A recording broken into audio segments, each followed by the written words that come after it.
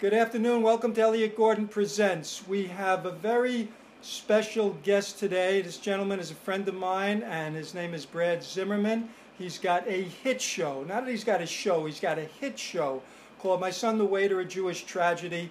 And it's about his life. It's not just funny, it's poignant, it's touching, and he's the everyday guy who understands that persistency is key, that you've got to keep going to become a success and never turn back and just look forward.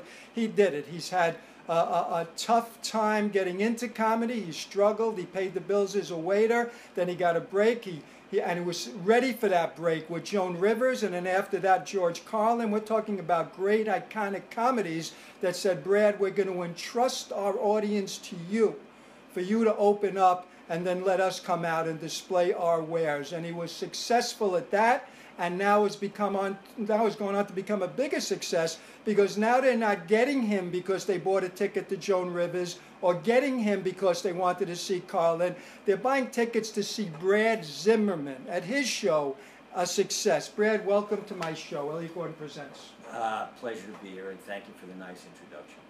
Now, what I just want to bring people up to date on is Brad and I met several years ago at a theatrical club in New York. I don't think most people know it anymore, but it was the theatrical club in the past. It's called the Friars Club. It's kind of like a show business fraternity that's still out there, still exists. And at the time, he was working for Carlin, and he had the great idea of writing this show, and we would talk about it, and then all of a sudden, he just asked me for suggestions. I said, Judy Gold did very well at, I think it's called Rinker Hall in the Kravis Center in West Palm Beach. He went in there, and he blew the doors down.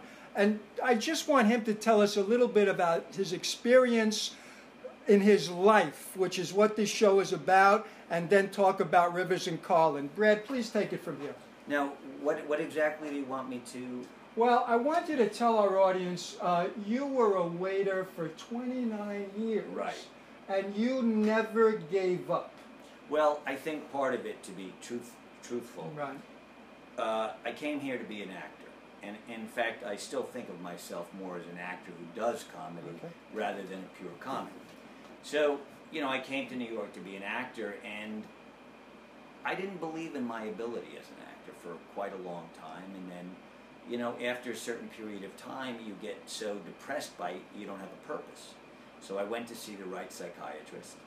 4 years later, I took a class in stand-up comedy, finally went out into the world, and after 6 years, slowly started to work a little Catskills, a little country club, synagogues, and it built and it built and it built. And I got a good tape in 2002 from doing a show at Caroline's and sent it all over, and Joan Rivers was one of the people who saw it, and since I did so well for her, it was passed on to Brad Garrett, and it was passed on to Carlin. And then in 2005, while still waiting tables, I was approached by a customer who said, if you ever decide you want to do a one-person show, I'll produce it. And I was reluctant, but then I said to myself, what have I got to lose? So I started that year. It wasn't called My Son the Waiter, A Jewish Tragedy. It was something else. And then in 2007, I was at the gym, and a guy who actually knew the person you were talking about at the Kravis Center, Lee Bell, who runs the whole thing. Yes.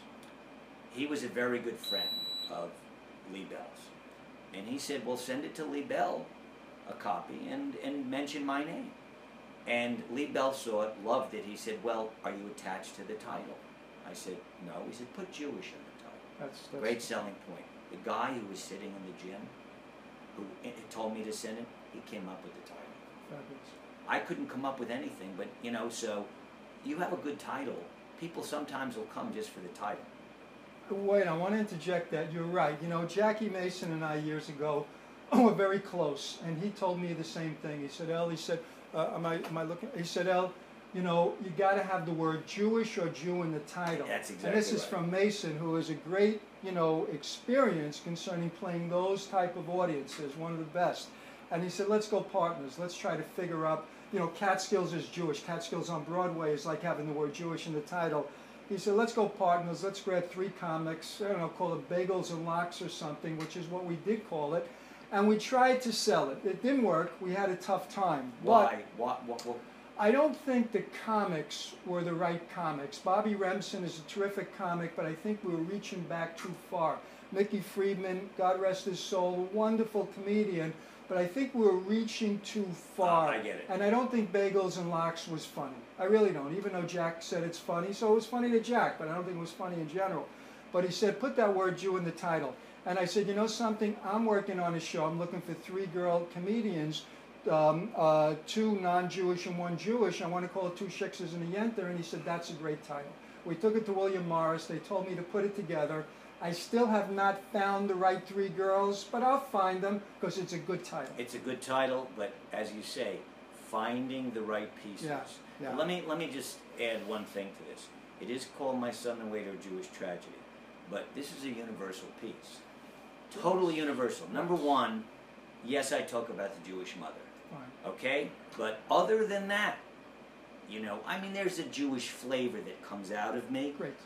I have Gentiles, I have people, and speaking of Jewish, not just Jews from here, Russia, Israel, South Africa, Argentina. Yeah. I mean, it's mind-boggling, and it's incredibly gratifying.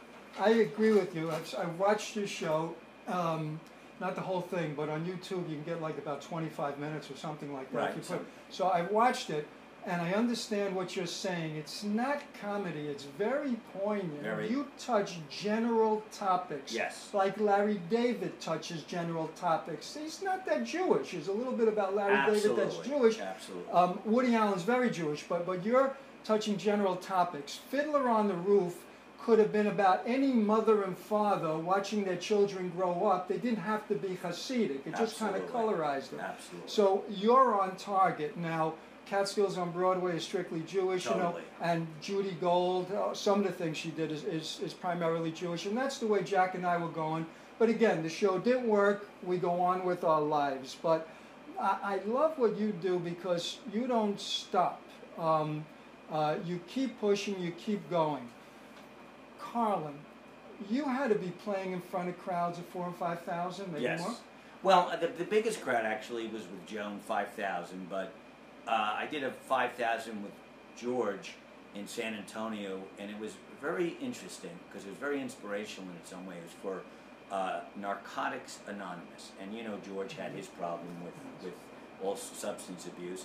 So every single person in the audience was living day to day with their recovery, so their appreciation of me struggling in my own way. I stopped drinking 23 years ago. I never knew that. Yeah. Now, I stopped drinking because it sort of ran in the family.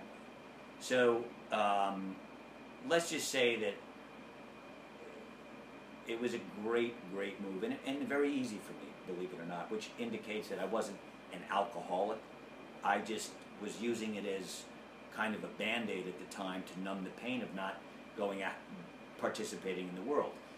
Basically what we're talking about is when you say not give, if you have a purpose, you know, Mark Twain said the 2 greatest days of your life, the day you're born and the day you find out why. Now, very profound.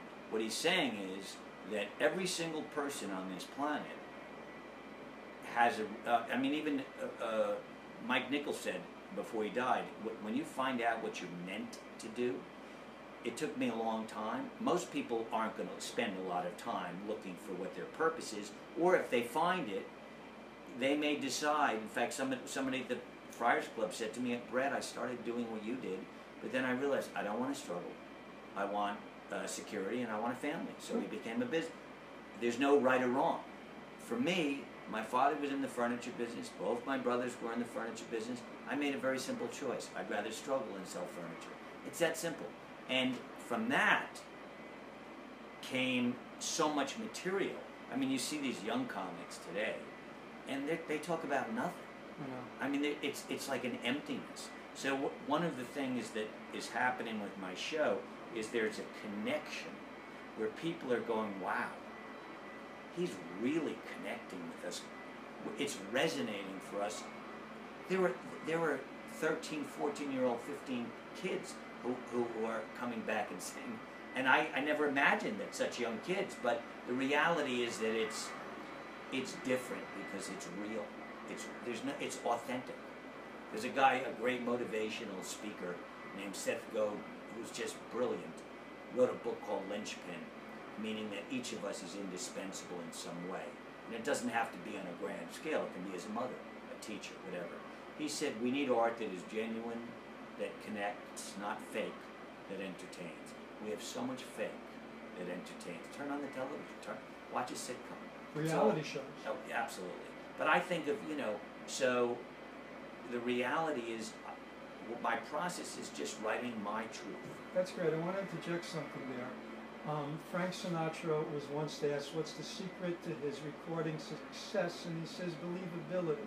He says, I sing the song as if I'm singing about myself. Absolutely. And that's what touches the audience. Absolutely. If they believe, if I'm talking about reality television, right, and the audience believes that I find it, just the lowest they even if they love it, they still are with me because I'm being real. Jerry Lewis said if another show comes on the air, reality TV, he's going to throw out his television set. He said, I want to watch professionals. Right. Well, that's one of the lines that I have, and it's not a funny line, but it's a real line. I say, used to be to get on television, you had to have skill. Now, no, you had to be skilled. Now you just have to be willing.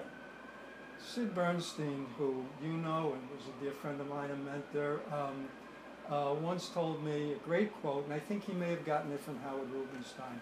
And he said, "Elliott, you're never too old to become what you could have been." And at 94, in a wheelchair, I call him up in the apartment, said, I got to get off the phone. I said, what's going on? He said, I have a trio here. I'm recording an album. Wow. I said, Sid, you can't walk. He said, I could still sing. It's currently on iTunes. Wow. 7 tracks. And, that's it. He's never too old to become what you could have been. Right. The best is yet to come. Right. Concerning your shows with a star, I want to mention something here. Tom Dreesen, who you know, who's a client of mine, spent 13 years, like you opened for Carlin, he opened for Sinatra. And he said, it's not as easy as it sounds. He said, there's no pressure on you to sell tickets, which is wonderful. Right. But he said, we were going into places like the Garden, 20,000 seats. He said, I don't believe we ever played to an empty seat. At that time, Sinatra still could bring in a crowd of 20,000 in the market, that late in his life. He said, now, I'm the comic. I got to go out and do my 20, and I got to do my job. I'm supposed to make 20,000 people laugh. And as a comedian, he's got his hands full. But he said, it gets tougher than that, and I think you face the same thing. He said, I go out on stage. 5,000 of the 20,000 are still looking for their seats. Oh, there's no question. He said, when I get going, I got to understand, nobody out there wants to listen to Tom Dreesen. Absolutely. They pay big money, they want Sinatra. He said, they can't wait for me to get to my last joke. Right. Now, he said, what I did was a trick, and it worked, and I stayed with Sinatra for 13 years. He said, I played a little game with them, and it became easy. He said, I just asked them quickly to get their attention. How many people are in this arena for the first night? Show of applause, and they go like that. Show of applause. How many people are seeing Frank Sinatra for the first time? Show of applause. Show of applause. How many people aren't wearing any underwear? And then all of a sudden he gets the joke, right, and they're on him. And then he said, I just scoot for 15 minutes, and then I close with, here he is, the one, the only, bump, bump, bump. And he said it became a breeze. Now, you faced a similar situation with Carlin. You're out there. They want Carlin. How does that affect you? Well, first of all, you have to understand that with Frank, it's a little bit different. I'm opening for a comedian. These are people who are coming, they are real comedian aficionados. Absolutely. These are people who come with his old records, and the way I get them was I pull them in. In other words, I'm not in a rush. I work very slow. I'm not like Tom and this and that. He's great, but my pace is very slow. And what I say, they know pretty quickly that there's something authentic going on. It's just real. And, you know, I never, once, after the first time you open, the first time is the hardest. And I did that in Chicago. And then I knew that this was my audience. Wow. I knew when I went to HBO, when HBO filmed me, I had a deal with Carlin's manager, his last HBO special, Santa Rosa. I got 10 applause breaks. Opening, doing 30 minutes. I got 10. This was in 2007. And they weren't applauding because there were signs that said applaud. They were applauding because the bits were so real for them. So, and the punchlines were solid. So I knew that most of the places that I would play with Carlin, these were real comic, smart people. These were not dummies. Fast crowd. Oh, they're just sophisticated. And somebody once said to me that an audience needs time to process. Watch comics today who bombard you. So you have to sit like this to be I do, you know, I say, you know, I take my time. I'm not in a rush. My communication. So the audience sits, even people have said, we can sit back like we're in your living room and you're not rushed. And I'm not, and that's acting training. So I think that what I do is completely atypical. And I first of all, 20,000 people is far different from 5. Okay. Because 5, you have most of the people who are, 20,000 people, I have to be honest, comedians who want to do a stadium and make their 2 million, 3 million, I would never do that no matter how big I was. No intimacy.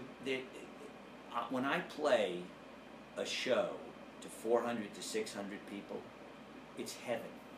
Yeah. It's heaven. Yeah. You go, some of these stars, these young news comedy stars. Arena comics, like, you know, guys who keep going into the garden for 2 minutes. I couldn't even imagine. Dane Cook used to play stadiums, and it wasn't comedy. It was like you'd watch them, and the audience wouldn't be laughing. They'd go, Dane, Dane. Yeah. It was like a ball game. Yeah. That's just for this. You know, that's not for the art. You know, Carlin. I don't know what the biggest house Carlin ever played to, but I guarantee you, he probably hated doing huge. I mean, yes, for the money, but you know, for him, I would imagine 3,000 would be plenty. Yeah, you know, you're right about that. The comedian, the singer too, but the comedian needs the intimacy for the great performance. Once you get bigger, now even for a singer to go to that 20,000, or I think Tommy told me that they did Dodger Stadium, which is a small stadium, and Sinatra drew 40,000. I read somewhere on the internet that he went down, before he was with Tom Dreesen, but he went down to Rio in Brazil and played the Macarena Stadium and drew a crowd of 180,000. Yeah. But when it comes to that, you know, Sid Bernstein was the first one to put music in ballparks when he did it with the Beatles in '65, and he said nobody could hear a word, but nobody cares. When you're dealing with a crowd that size, it's the thrill of spending the evening in the same building with them, and that's it. But now, as a comic, you know, maybe you can get by that with music, but as a comic, I mean, you're a waxwork. You know, you're talking about standing on a stage, and you need the rhythm. Pat Cooper referred to it as jazz comedians, that rhythm, that swing. You can't have it with a crowd that size. Absolutely. There's no way, and there's nobody who can do it. You know, you talked about timing. At one time, they were successful with it. It's got to be the early 80s, before Mason became a hit on Broadway, and he was still feeling his way. It was his idea to team up with Pat Cooper in certain markets, and it was a great idea. Now, when they went to Westbury, Jackie said they sold out 5 shows. That's 15,000 people. Well, I would think so. Yeah, that's their market. Now, what Jack told me, he couldn't continue it. We were thinking of doing it again in the early 2000s, but he said the problem he had is what you just mentioned. He said, even though they were just 2 acts, they were Martin and Lewis, where they did things together. They weren't that at all. One did their act, the other did their act, but the crowd insisted on a little bit together. They wanted Mason and Cooper kibitzing and spritzing. Now, the problem Mason had was what you said. He said, "El, I am not Henny Youngman. I don't just fly him out there." He said, "I go slow, I tell a little story, I set, I time, I shoot." That's what you're talking about. He said, "Pat is a machine gun. Boom, boom, boom, boom." Yeah. And he said, You can't keep up. He said, with "I that. can't do it." Absolutely. And he said, "You could probably come back at 100 grand a date or 75 grand a day for this package with 10 markets. You're talking about big money and a big commission for yourself." He said, "I'm not going to do it." I'll tell you what I would have done. This is what I would have done. This is what I would have done under those circumstances. I would have written something. You get a great writer, and you have the two of them out, and Pat's going to ram his material. Wait a minute. But Jackie, this is written, is going to say something, but Pat's already all over him. So it essentially becomes Pat talking and Jackie trying to get words in and never getting in. And at the end of it, he says, Jackie might say something like, "So I'm sure you understand my point." That's what you should have done. You should have hired a writer, a great writer, and like an Alan Dwight Bell or somebody who's really good. I don't know Alan that well, but yeah, you know, anybody who can capture some sort of idea and run with it, and that's. You're absolutely right. Yeah. And you know, Jack just seemed to stiffen. He had mentioned it to me. Jill, his manager, said, "Oh, you know, we got a little difficulty in Chicago. You know, maybe it's time for a reunited package." But at the end of the day, Pat wanted to do it. He said maybe eventually we should take this to Broadway, Cooper and Mason together. But then Jack just stiffened, and you know he didn't. But what you just said is his style as well. You know, Henny, of course. Henny is boom, boom, boom, boom. Yeah. Carlin is a storyteller. Alan King used to do that. They time and they set. They don't just come out with a bunch of jokes. I Google the old Dean Martin roasts, and I want to tell you something. Okay. When I watched last night, I just watched Red Button come up and roast Sinatra. So he comes up and he goes, "No Italian.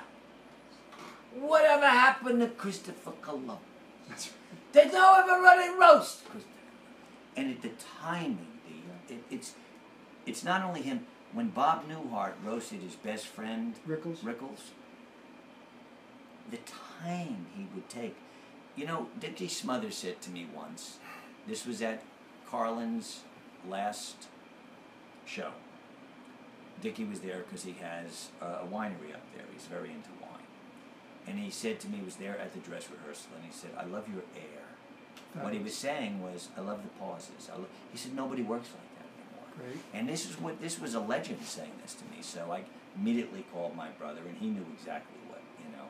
And I think one of the compliments that I get is that people will love the delivery, love the delivery, you know. So, you know, and it gives people time to like be at home. I speak to comics all the time. They're deathly afraid of silence because they're afraid they'll lose the audience. So they come out and they go, "Oh, how are you? Hi, good to see you. You know what? And and I'll come out and go, "How are you? Great. How you doing?" George Burns did that. Oh, absolutely. But that takes years to get so comfortable in your own skin that you don't feel like you. Like if I say to you, you see comics all the time. They work the audience. "Oh, I got to get to that laugh. I got to get to the laugh." Instead of saying, "So what do you do, sir?" And are you married?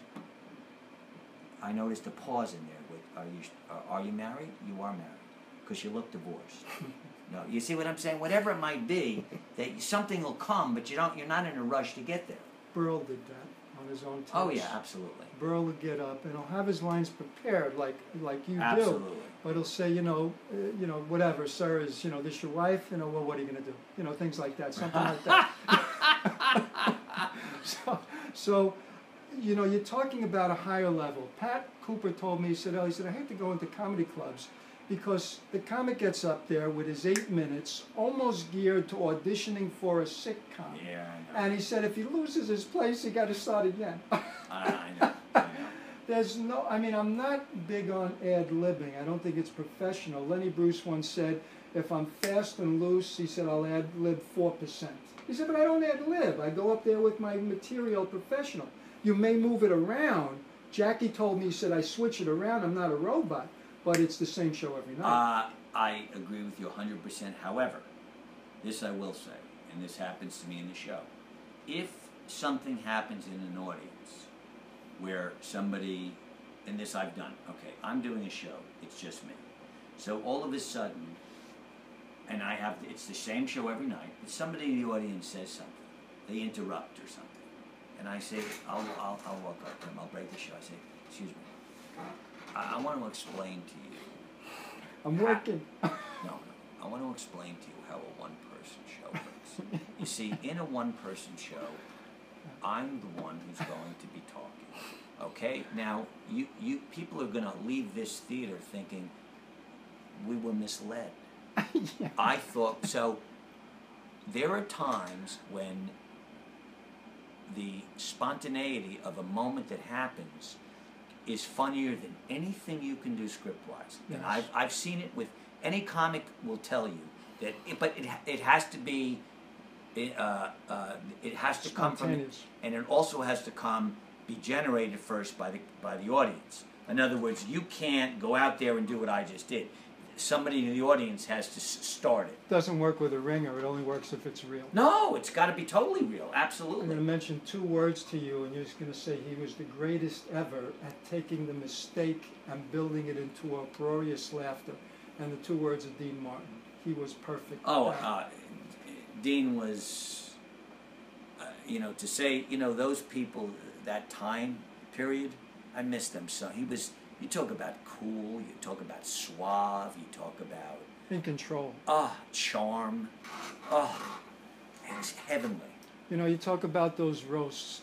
I'm friendly with a guy, retired now. His name is Lee Hale. And he became associate producer for the roast. He worked for Greg Garrison and originally was on the variety shows. And he said, the roasts are tough. What the Friars had, and nobody's repeated it. And I'm talking about the Friars roast now. I'm talking about the Friars roast in the 50s and 60s. Is affection. These guys liked each other. You're not talking about somebody coming on now Comedy Central who never met Donald Trump and almost gets vulgar about him. Of course. When Red Buttons spritzes Milton Berle, they're dining together. They're having fun together. And that's gone. And talking about roast, which is what I'm doing now, and you asked me before, is I'm going after that. Pat Cooper, over the last 20 years, was the closer for the Friars roast. Always. And, Nobody could follow that. Right. And because he got it, I said, you're writing stuff for the roast? He said, are they paying me? I said, no. He said, I'm not writing nothing. And he got up there, and he did it from the guts. And he said, Sid Caesar will come up. How could you do 7, 8 minutes of hilarious stuff without a paper? And he said, no disrespect, said it's called talent. He said, yeah, but here's something else. I went to the Friars roast of Pat Cooper years ago. I was there. Okay.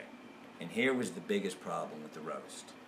No one, and I mean no one, talked about Pat Cooper. No one. Not one of the roasters. Pat Cooper did. He was the only one, and that was the problem with the roast. Gilbert Gottfried got up, talked to his jokes. Nobody, all they did was, and this is what they do. Oh, look who's on the dais, Kathy Griffin. Oh, she's ugly. Look who's on the, big pussy from the, big pussy, his career, whatever. Nobody, even Pat Cooper said, and it's sickening. It's really sickening because they're not doing their homework. That's the problem. Yes, he said. And they're all dead. Also, Rickles said, I would be honored to be roasted, but the problem is... There's no one there. Everybody, all my friends are dead. Right. And you know something? Pat told me, I don't want to mention the comic's name, I don't think it's appropriate. He said, but El, that happened one time when Milton Berle was the MC. He said, I'm standing backstage. Milton Berle calls the guy over and said, you're not going to be invited to another roast. Next time, do your homework. And he said that comic was not prepared. He did his act. And Berle blew his top. But, you're right. You got to know how to roast. And those things... And it's very hard. It is. It's very hard. I mean, to be able to do 4 minutes, and most of them go on and on, because they want whatever. And tell the same jokes that they told the last roast. Yeah, but, I'm even getting, you see some of these guys, every roast, Jeff Ross is on, or, Kathy Griffin is on, or Sarah Silverman is on, or this or that. But you don't, let Lisa Lampanelli. It's even they haven't, in my mind, sometimes they'll capture a good line, but not like the old guys. Lee Hale told me they had the same problem with Dean Martin. He said we did a lot of editing because it was freeze-dried. We had writers writing for Lucy, writers writing for Gregory Peck. NBC had to approve it because it was network. The only one that would not allow us to do it, three, Jonathan Winters, Nipsey Russell, and Rickles. And he said there were only three that were funny. But that's... Rickles was tremendous. Right. But the original Friars Roast, it's all lost. The affection, the ad-libbing. Brad, please tell our people where they could buy a ticket to your wonderful show. Okay. Let me... can you follow me? Sure. So I can get my... Because I didn't do my homework. Okay. My show is playing at the Triad Theater. It's playing Friday night at 7, Saturday at 2 and 7, Sunday at 2, and Monday at 7. The Triad Theater is 158 West 72nd Street. For tickets, just log on to mysonthewaiter.com and purchase your tickets. I want to mention next week, 3 o'clock, fabulous guest, the most decorated police officer over his 30-year career with the New York City Police Department, former Detective Sergeant Joe Coffey. He's going to be talking about a new film that's being made about him called The Vatican Connection, about an enormous case that he cracked in 1973. 3 o'clock next week. Please join us.